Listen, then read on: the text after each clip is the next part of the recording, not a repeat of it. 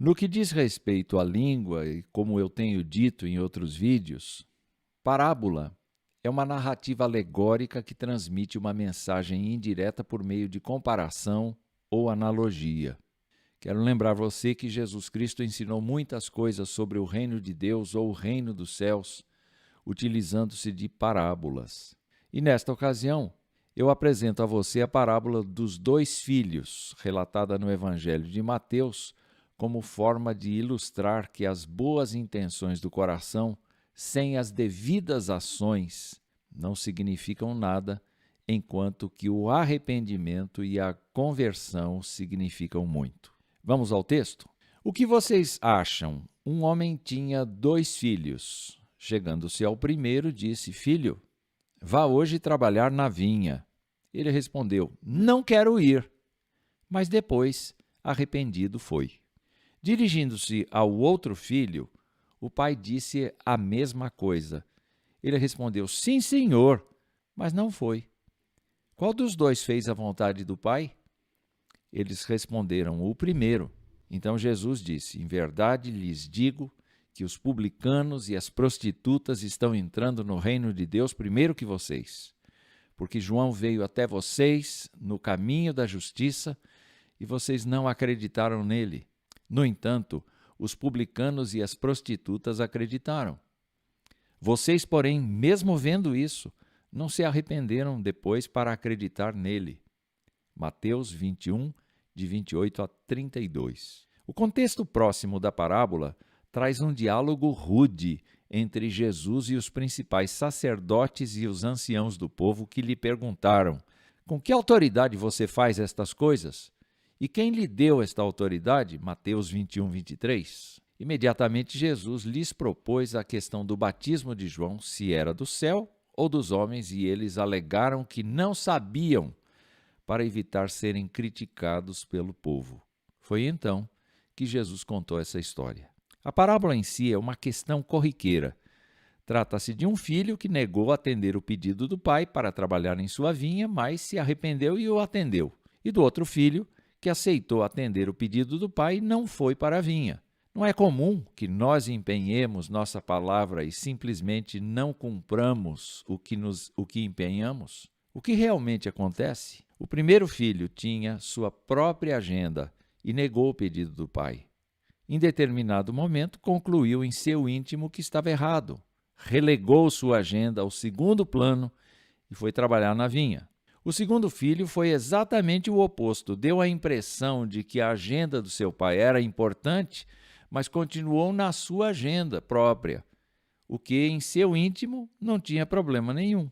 A aplicação que Jesus faz desta história foi um alerta importante para aqueles seus questionadores e para nós. O pai da parábola é personificado por João Batista, que pregou ao povo o arrependimento de suas obras como caminho de justiça para Deus. O primeiro filho é personificado nos coletores de impostos e nas prostitutas, considerados párias em Israel, que diante da pregação de João se arrependeram, confessaram seus pecados a Deus, foram batizados e entraram no reino dos céus. O segundo filho é personificado pelas autoridades eclesiásticas arguidoras de Jesus que ouviram João, mas decidiram que ele estava endemoniado e não aceitaram sua pregação.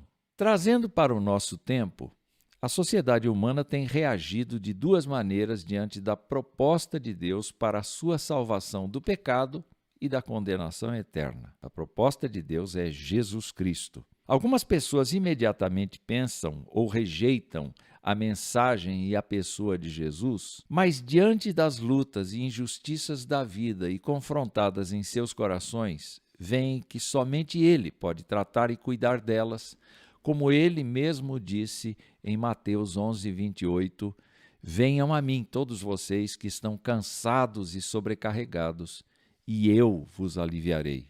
Mas há muitas outras pessoas que, até mesmo sabendo desse convite, dizem em seus corações que não precisam, que não estão interessadas. E Jesus é propaganda enganosa. Que triste. Eu quero apontar ainda as atitudes daquelas autoridades religiosas como algo que fazemos comumente. Eu me refiro a todos os religiosos de profissão que acham que Deus não tem nada de novo a mostrar a eles, que não pesará a sua mão sobre o pecado deles e cuja vida religiosa é carregada de boas intenções, mas que não se efetivam em ações.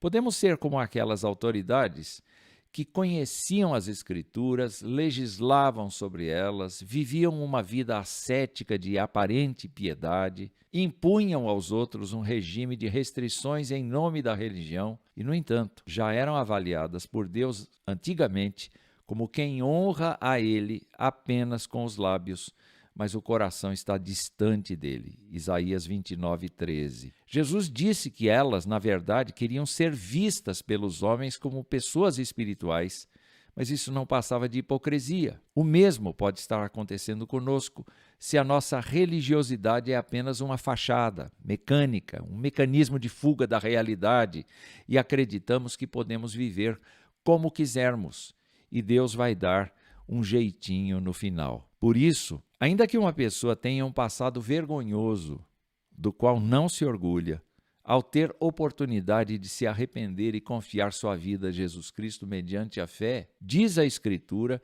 que ela será perdoada e salva da condenação eterna, segundo o propósito e a vontade de Deus, para viver uma vida nova e de testemunho do Evangelho. Mas se você é daqueles que diz, eu já sei de tudo, eu não estou interessado, ou pensa que pode prometer algo a Deus e não cumprir, porque acredita que não haverá nenhuma consequência, eu peço encarecidamente que reflita bem antes de prosseguir. Se Jesus condenou aquelas autoridades, não será diferente com você. Jesus disse, de fato, a vontade de meu Pai é que todo aquele que vir o Filho e nele crer tenha a vida eterna, e eu o ressuscitarei no último dia. Este é o chamado de Deus para você ir à vinha e trabalhar para Ele.